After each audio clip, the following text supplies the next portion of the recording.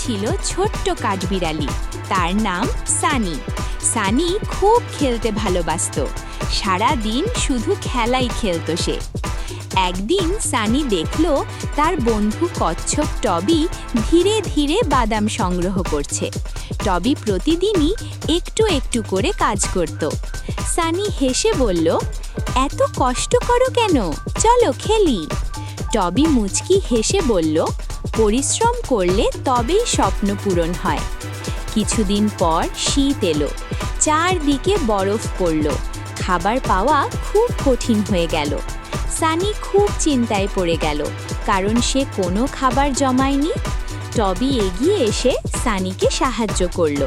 সে বলল, এখনো দেরি হয়নি, চেষ্টা করলে সব সম্ভব। সানি তখন থেকে প্রতিদিন পরিশ্রম করতে লাগলো।